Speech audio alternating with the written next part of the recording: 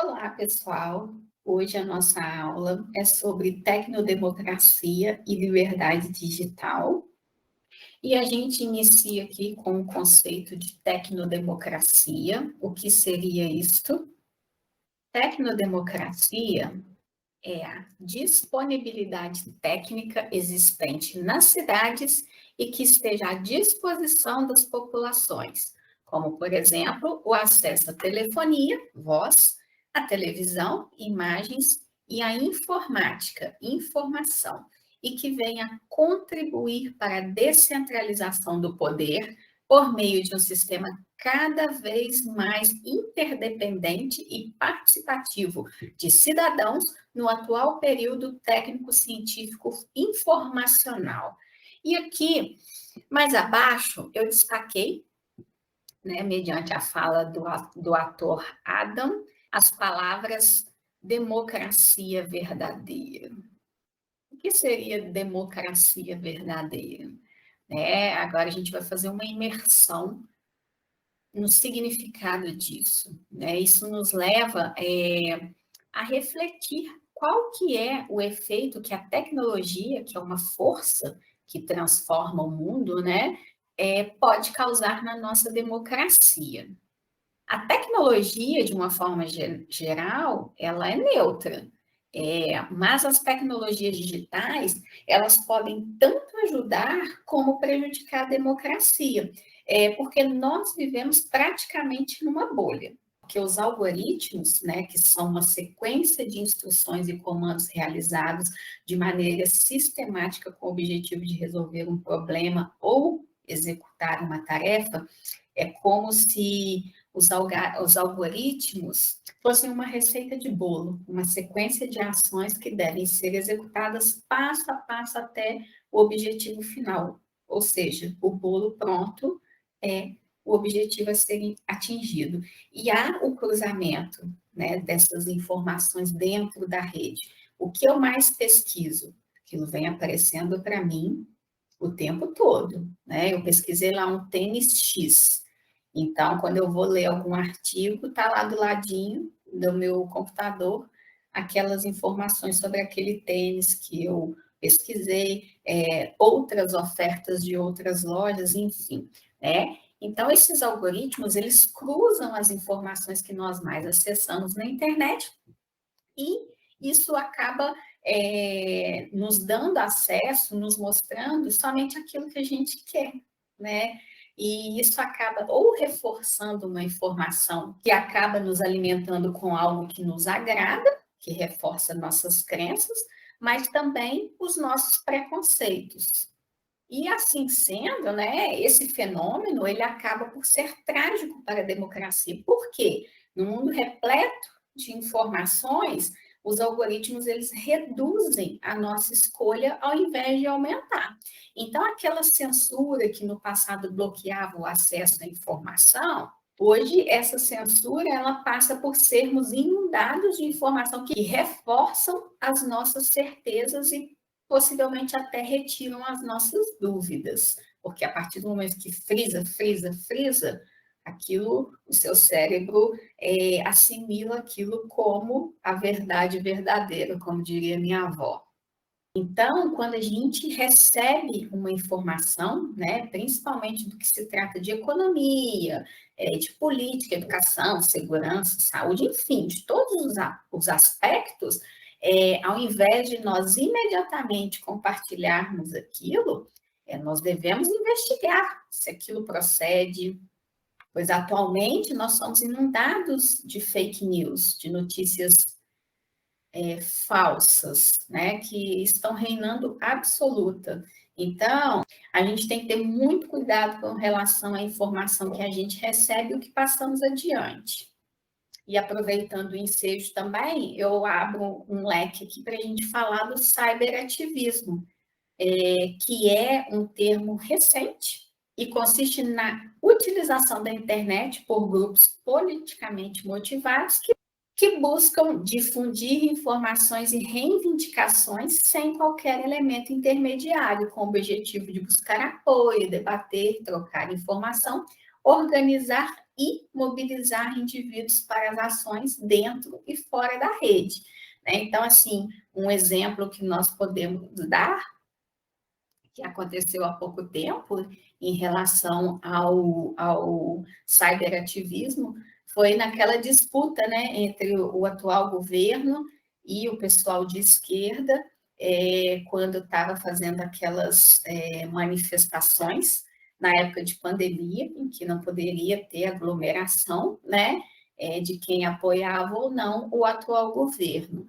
Então, assim, você tem que ter muito senso crítico para analisar o que é certo ou o que é errado. Eu tenho a minha opinião e eu tenho que saber se aquela minha ação não está sendo influenciada por algum grupo deste tipo, né? Porque, assim, em época de pandemia, manifestação, é complicado isso, né? E aí, prosseguindo, a gente vai falar um pouquinho sobre cyberespaço, que trata-se de um espaço que não existe fisicamente, mas virtualmente. Esse termo, cyberespaço, ele foi criado pelo autor William Gibson no livro Neuromancer, de 1984. E ele se referia a um espaço virtual composto por cada computador e usuário conectados em uma rede mundial.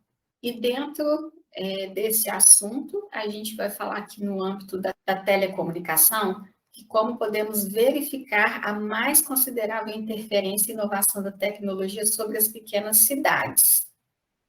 Então, olha aqui, em termos de telecomunicação, domicílios com televisão por tipo de televisão. A fonte é o IBGE 2019, tá, gente? Os últimos dados que nós temos. Então, aqui, se nós observarmos por região, o acesso das pessoas à televisão. E aqui nós temos dois tipos de televisão. A televisão de tela fina, possivelmente smart, né, com acesso à internet, e essa daqui com anteninha, que é a televisão de tubo, aquela mais antiga, que hoje em dia está com aqueles adaptadores para receber o sinal. Então, eu vou falar só da nossa região aqui e do sul, para a gente fazer um comparativo. No Sudeste, 76,7% da população dessa região já tem a televisão moderna e apenas 14,1% ainda tem esse tipo de TV mais antiga.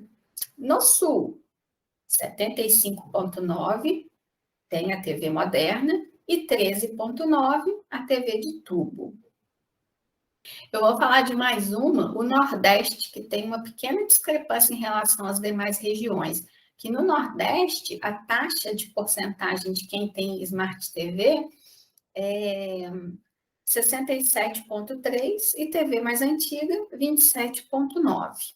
E aí nós vamos também verificar a evolução da telefonia fixa e a móvel no último censo que nós tivemos. Então, ó, vocês observam que domicílios com telefone fixo convencional e com telefone móvel, que é o celular, né? No Sudeste, o telefone fixo é o azulzinho e o móvel é o dado em vermelho. Então, ó, no Sudeste, apenas 35% da população tem o telefone fixo ainda, 95,3% tem o telefone móvel.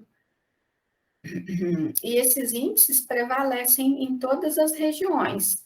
A queda da telefonia fixa, olha para você ver, olha para vocês verem no Nordeste, 9,3% apenas da população, mas 90% também tem o telefone celular. E assim por diante. E aqui do lado, pessoas que tinham telefone móvel e celular para uso pessoal. A situação do domicílio, se é na zona rural ou se é na zona urbana. Então, na zona rural da região sudeste, 70,9% da população rural tem telefone celular. 86,7% tem o telefone celular, que é da zona urbana. A discrepância maior que a gente observa na zona rural aqui é na região norte, em que apenas 43% dessa população rural tem o acesso ao telefone celular e 77% da população da zona urbana tem esse acesso. E aqui esse outro gráfico que não está no material, é só a nível de observação para vocês, são as pessoas que não tinham telefone móvel celular para uso pessoal, segundo o motivo. Então, eles dividiram a condição, né, de estudante ou não estudante, e qual o motivo e porcentagem dessas pessoas não terem um celular. Então, aqui eu vou dar alguns exemplos, né? O primeiro motivo era aparelho telefônico era caro, o estudante, 39,4, não estudante, 23,2. Falta de interesse, não sabiam usar o telefone celular, o estudante apenas 4,9 de porcentagem, agora não estudante, 28,4.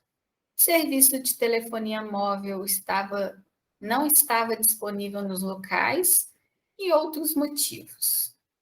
E aqui agora nós vamos falar um pouquinho sobre a universidade virtual, onde eu destaco aqui este trecho. O analfabetismo já não se restringe à leitura e à crítica dos códigos escritos. Inclui cada vez mais os códigos técnicos, cibernéticos, os quais também são direitos de cidadania. E aí, em relação a isso, ao analfabetismo virtual, a utilização das tecnologias na educação, né? Então, assim, várias opiniões de autores, quando a gente estuda o assunto, elas são bem divididas, né? Para uns, o desenvolvimento cognitivo é mais eficaz alcançado com o computador, né? Que acelera essa passagem do pensamento infantil para o adulto. Outros, eles já pensam nessa tecnologia como mais uma ferramenta de trabalho que pode se tornar emancipatória, desde que para isso a sociedade lhe confira este papel. E outros ainda não só são contrários ao computador, como também à televisão. E esses pensadores, esses estudiosos, eles entendem que o computador, ele massifica o raciocínio e não deve ser utilizado no ensino fundamental. Seu uso deve ser a partir do ensino médio e apenas como ensino de computação. São opiniões controversas, né? Nós que estamos na ativa, a gente sabe o valor da utilização ou não dessas ferramentas de ensino. E prosseguindo aqui, esse slide vem falando que o uso da informática tem sido reacionário conservador. Né? E o que isso quer dizer? Ele refere-se àquele que se contrapõe ao presente e, consequentemente, às mudanças revolucionárias sociais e políticas. Mas a tecnologia para aquelas pessoas que realmente são interessadas nas mudanças, ela pode sim alavancar as ações para se encontrar novos caminhos. Mas aqui, ó, eu quero destacar também uma coisa muito importante. Mas colocar a informática num pedestal é confinar o ser humano à servidão. Eu acredito que tudo tem que ser dosado. Prosseguindo, e aqui também eu quero destacar que a informática na educação deve colocar a técnica como ponte entre os homens e não como seu obstáculo. Por exemplo, a tecnologia da internet, se aliada com uma formação ética, criadora, humanista e participativa, ela pode contribuir na criação das bases de uma sociedade democrática. Com certeza, isso é fato. Então, a gente não pode ver a tecnologia, a informática, como um inimigo. Eles são nossos aliados se utilizados da maneira correta. E as novas tecnologias aqui, elas só terão um caráter realmente democrático quando houver a superação da dominação humana, né? Pois, de outra forma, ela continuará interligada aos interesses de qualificação do capital, né? Sempre terá alguém que se beneficiará com isso, com essa utilização.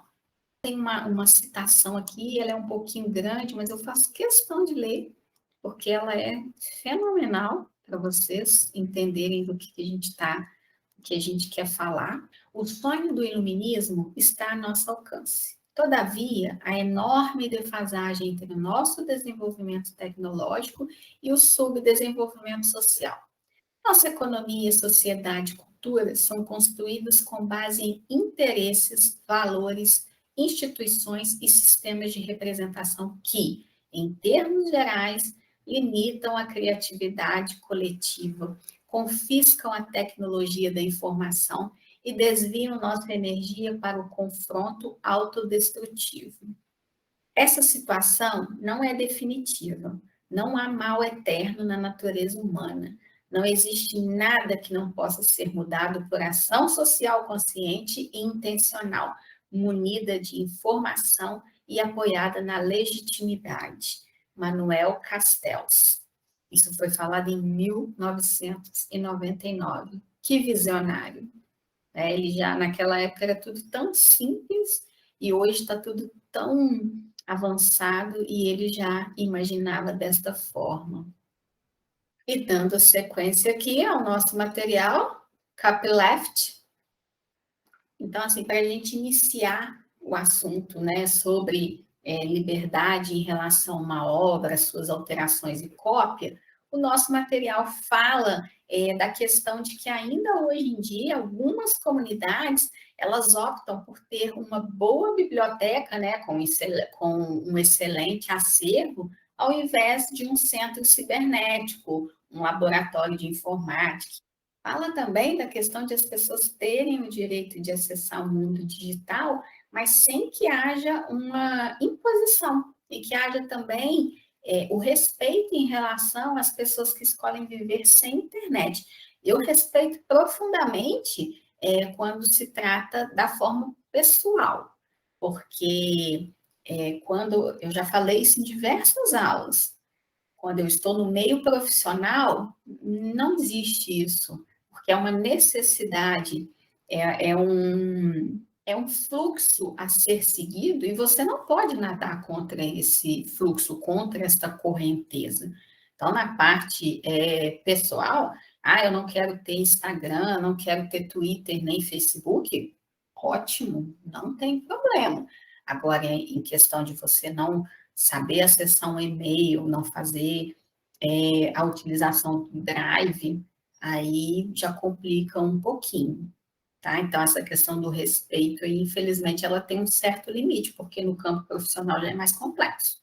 E em se falando em liberdade, a gente vai falar de duas ferramentas utilizadas em relação a isso, a Wikipédia e a Wikinews, né? A Wikipédia é mais conhecida aqui no Brasil, né? Ela consiste em um projeto em que ela é uma enciclopédia virtual e qualquer pessoa que quiser ir lá e alterar aquele artigo que está lá, na realidade é um artigo verbete, pode estar alterando aquele conceito que está lá inicialmente, tá? Por isso que, às vezes, quando a gente vai pesquisar determinado assunto, a gente tem que ter um pouquinho de critério e cautela para pegar informações da Wikipédia, porque, às vezes, pode ter alguma coisa ali que seja realmente correto, pois qualquer pessoa que se dignar a fazer uma alteração, ela tem essa liberdade.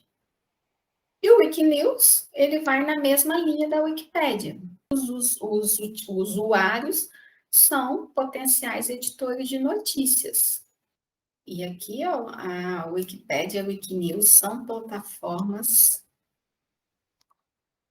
que anunciam os postulados da cidadania global, pois surgem como espaços construídos coletivamente, imbuídos da ética do copyleft, princípio segundo o qual o conteúdo disponível na net pode ser copiado, recriado e remixado. Quem falou isso foi a Gisele Beigelman. Ou seja, a liberdade da copyleft em você poder estar copiando e alterando aquele material, tá?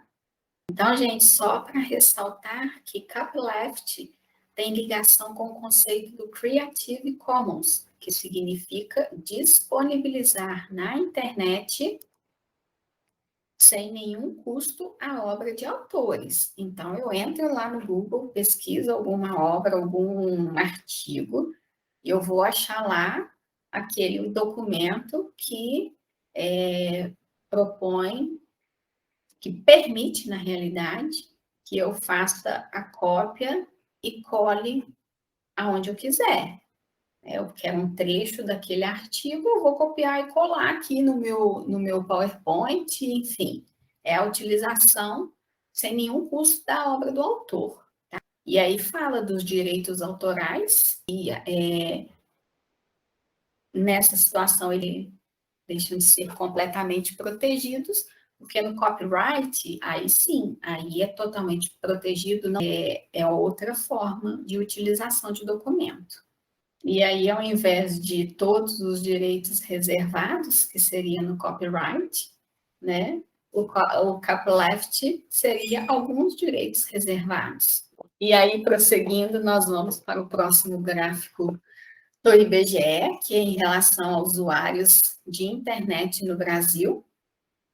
E aqui nós vemos domicílios em que havia a utilização da internet por situação de domicílio. Então, quais são as situações? O azul é total, que a gente não vai debater, mas urbana e rural, que eu acho interessante. Então, nas regiões, vamos pegar a nossa, Sudeste, tá?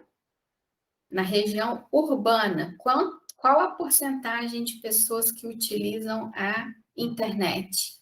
88,8% da população. E a zona rural, 64,6%. A zona rural que menos tem acesso à internet permanece a zona norte, que também tinha menos acesso à telefonia. Então, automaticamente, é mais ou menos ali esperado, pois muito dessa utilização aqui da internet no Brasil é relacionada ao smartphone, ao celular. Eu quero mostrar para vocês aqui outros gráficos, também em termos apenas de ilustração. O primeiro é a distribuição dos domicílios em que não havia utilização de internet por motivo de não utilização. Então, aqui a urbana e a rural, a zona. E aqui nós temos uma porcentagem que chamou a atenção. Na zona rural, nenhum morador sabia usar a internet, 21,4%. E na urbana, 27,9%. Falta de interesse, que foi o primeiro motivo, na zona rural, 24,1%, 37% na zona urbana. Serviço caro de internet, 25%. Na rural, 26% na urbana. Serviço não disponível, serviço de internet não disponível, 19,2% na zona rural, que é viável, né? Porque nem todas as operadoras, elas cobrem a zona rural. E mais abaixo, eu quero mostrar para vocês, esse também é bem interessante, pessoas que utilizaram a internet por grupos de idade. Então, aqui é de uma forma geral, entre os anos de 2018, é o verde, e 2019, o vermelho. Então, se a gente observar como que, dependendo do grupo de idade, como que cresceu essa utilização da internet, né? De 10 a 13 anos, 77,7%. Vou de 14 a 19, 90%. De 20 a 24, 92%. De 25 a 29, 92%. De 30 a 39, 90%. De 40 a 49, 84%. Foi um bom índice de aumento aqui, 4 pontos percentuais. De 50 a 59, houve uma diferença entre um ano e outro, porque em 2018 nós tínhamos 67% da população utilizando. No ano seguinte, 74%. E aqui os idosos, a partir de 60 anos, a terceira idade, também teve um aumento considerável no ano de 2019, 45%, e antes era 38%. E as formas de utilização da internet, qual equipamento que as pessoas utilizam para acessar entre 2018 e 2019? O primeiro lugar é o telefone celular, obviamente. O segundo, o computador. O terceiro, a televisão, a Smart TV. Quarto lugar, o tablet. Isso aqui também é bem interessante. Finalidade do acesso à internet. Enviar ou receber mensagens de texto, voz ou imagens, 95,7% da população utiliza para isso. Na realidade, mantiveram os índices em 2018 e 2019. Conversar por chamadas de voz ou vídeo, assistir vídeos, inclusive programas e séries, enviar ou receber e-mail. Agora a gente vai falar um pouquinho sobre inclusão digital. Eu coloquei até uma chargezinha aqui, uma criança falando. PC eu montei com sucata, o sinal de rede eu vou captar com palha de aço. O único problema é o mouse, porque quando eu clico ele morde. Então o ratinho aqui olhando para ele. É um humor ácido, né? Mas, infelizmente, é uma realidade que a gente passa, né? E aí, nós também vamos ir de cabeça nesse assunto. Então, a gente inicia essa parte de inclusão digital falando sobre o cyberespaço, né? Que é o local onde há mais possibilidade de se surgir uma inteligência construída em rede, uma nova cultura, mas a partir do momento em que as pessoas, a sociedade de uma forma geral, não tem condições de comprar a estrutura, né, de adquirir essa estrutura tecnológica para se conectar, como que todo cidadão irá ajudar a construir esse mundo de novos saberes? Conforme é dito no nosso material, o Estado é quem deve promover a inclusão digital, porque a parcela da sociedade que é excluída não tem como pagar pela ferramenta de acesso. Portanto, a inclusão digital deve ser encarada como uma questão pública, como, por exemplo, a saúde, a educação e a segurança também. E seguindo adiante com o nosso material, eu vou fazer um compiladão aqui para nós, né? Nos últimos slides, eles falam de vários tópicos, né? Então, quando as pessoas excluídas, elas percebem, por exemplo, os benefícios que a internet traz, e se elas tiverem, né, uma formação cultural, intelectual, o acesso delas ao mundo virtual será só uma questão de tempo. E aí sim, isso vai possibilitar a democracia da internet.